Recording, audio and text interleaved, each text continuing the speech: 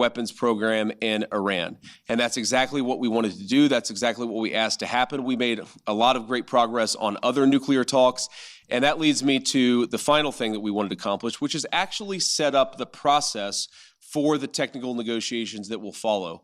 Our teams working with the Iranians, the Qataris, and the Pakistanis made great progress yesterday. They will continue to work at the technical level with the teams here in Bergenstock. And then those technical negotiations are going to continue over the weeks and days to come.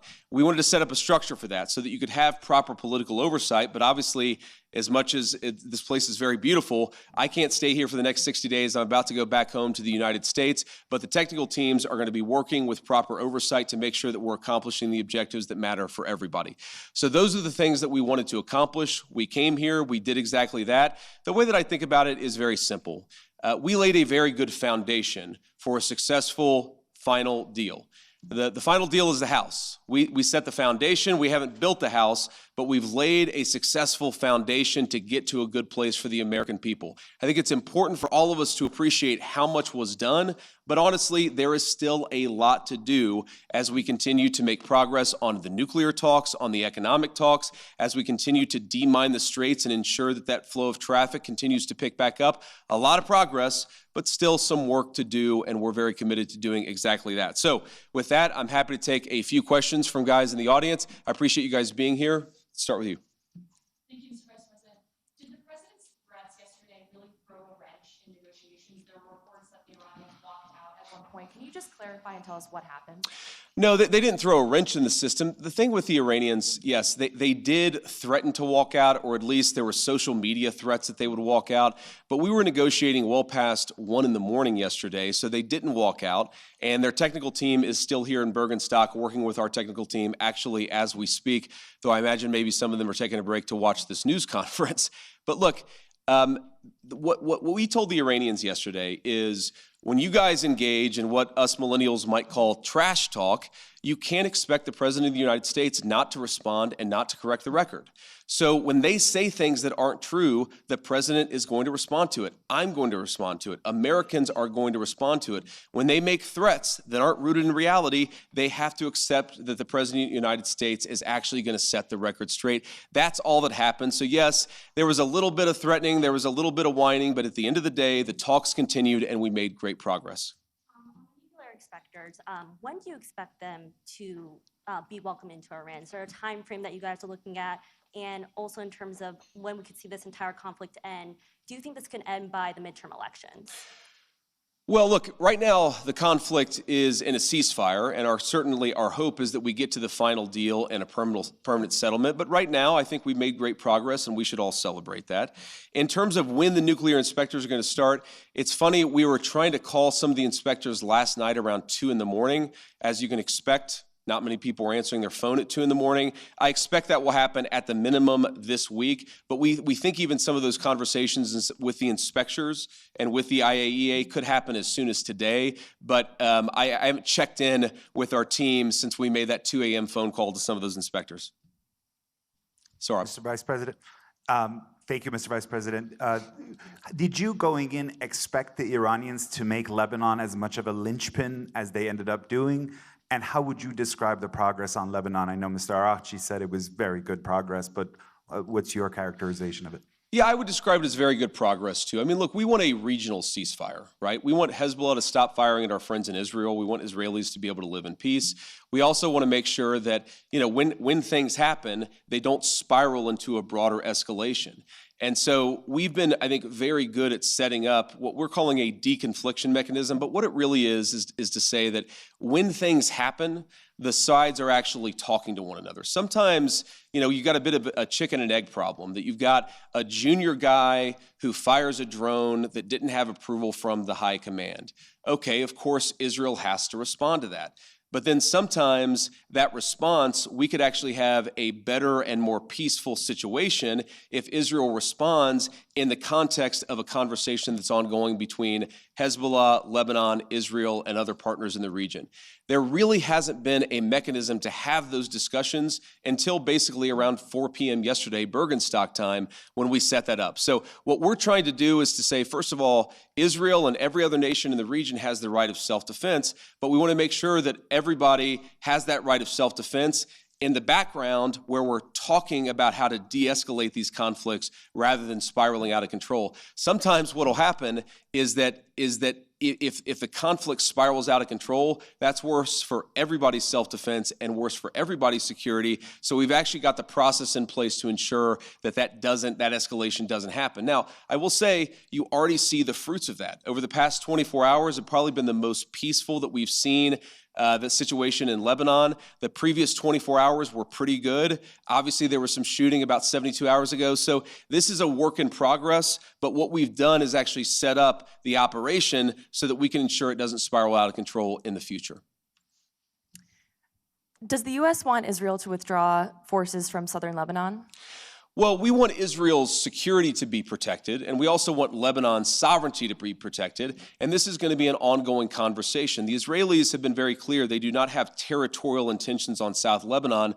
The reason they feel they have to be there is because they're worried about Hezbollah fighters in South Lebanon firing into Israel. We do believe, of course it's going to require a lot of hard work, that we can get to a place where Lebanon's territorial integrity and sovereignty is protected, Israel's security is protected, and that's going to require some coordination with the Lebanese armed forces, and also it's going to require the Iranians to rein in Hezbollah. That's all the sort of things that we were talking about yesterday, and again, I think that we got much further compared to where we were just 24 hours ago. Have you spoken with Prime Minister Netanyahu during any of this process at all in the recent days? Yeah, we were in constant contact with the Israelis yesterday, but also, of course, with the Saudis and the Emiratis and others in the region. We talked to the Lebanese yesterday as well, so we're constantly trying to keep our regional friends updated about this.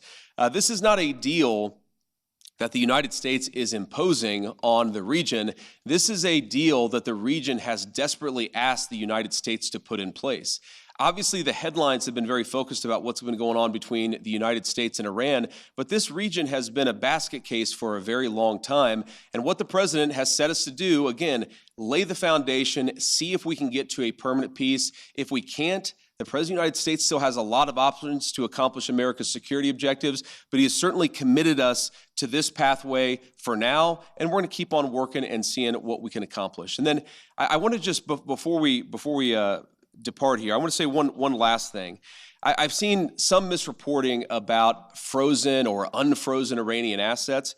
One of the other things that we wanted to do, and wasn't as high of a priority for us for obvious reasons, but we wanted to make sure that we set up a process where if we ever unfreeze Iranian assets, we can ensure that that money, that Iranian money, goes to help the people of Iran and not to fund terrorism. So Jared Kushner actually came up with a very interesting solution with the Qataris, where basically, again, if there is any frozen Iranian assets that are unfrozen, then we have approval over that process. The Qataris have approval over that process.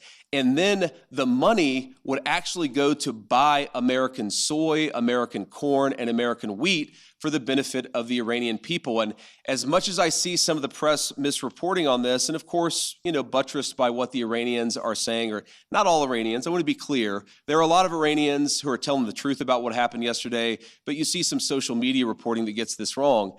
But fundamentally, what Jared and the Qataris and the entire team here in Bergenstock accomplished is, to me, a classic Trump deal, where if Iranian assets are ever unfrozen, they're going to go to make American farmers richer and to feed the Iranian people. That's a very, very good and very classic Trump deal that's great for our people, great for the people of Iran, and fundamentally, again, will contribute to this regional security architecture that we've built and that we're going to work very hard to ensure that it endures. So from Switzerland, thank you all for being here. I appreciate the questions and I appreciate the engagement. I'm looking forward to going back home, and we'll certainly keep everybody updated on what happens in the days and weeks to come. Thank you all. Mr. Marshal, just very quickly on those frozen assets. J D Vance کو آپ نے سنا، انہوں نے کہا کہ یہ باتیں آتی رہیں، افواہیں آتی رہیں کہ ایرانی وفد واک آؤٹ کر گیا تھا. انہوں نے کہا ہاں انہیں ناراضی ہوئی، کچھ باتوں پر ان کے تحفظات تھے، کچھ شکایتیں تھیں، لیکن انہیں دور کیا گیا اور صبح تک یہ مذاکرات برجن اسٹاک میں چلتے رہے. نائب امریکی صدر نے کہا کہ ہم اچھی بات یہ ہے کہ بات کر رہے ہیں، مذاکرات کا ماحول بہت اچھا ہے، سفارتی اور جو گفتگو ہے، ڈائلاگ ہے، اس پر زور دے رہے ہیں. ساتھ ہی ایک اہم معاملہ منجمد اثاثوں سے متعلق انہوں نے وضاحت کی کہ بار بار کہا جا رہا ہے کہ ایران کے اثاثے منجمد جو تھے انہیں انفریز کر دیا گیا ہے، انہیں بحال کر دیا گیا ہے. تو اس پر انہوں نے وضاحت دی کہ جو ایرانی اثاثے منجمد ہیں انہیں انفریز کیا جائے گا تو وہ گندم کی شکل میں اور دوسری شکلوں میں ایرانی عوام کو دیے جائیں گے، نہ کہ براہ راست پیسوں کی صورت میں دیے جائیں گے، فنڈز کی صورت میں دیے جائیں گے. انہوں نے کہا جیرڈ کشنر کی اس تجویز پر قطر نے اور ایران نے اتفاق کیا ہے. اس حوالے سے ان کا یہ بھی کہنا تھا کہ بہت ضروری ہے کہ حزب اللہ کے حوالے سے جو کبھی کبھی ایسا ہوتا ہے کہ اسرائیل پر حملہ ہوتا ہے اور اسرائیل جوابی حملہ کرتا ہے، ہم چاہتے ہیں کہ اسرائیل کی سیکیورٹی یقینی بنائی جائے، لبنان کی خود مختاری کو یقینی بنایا جائے.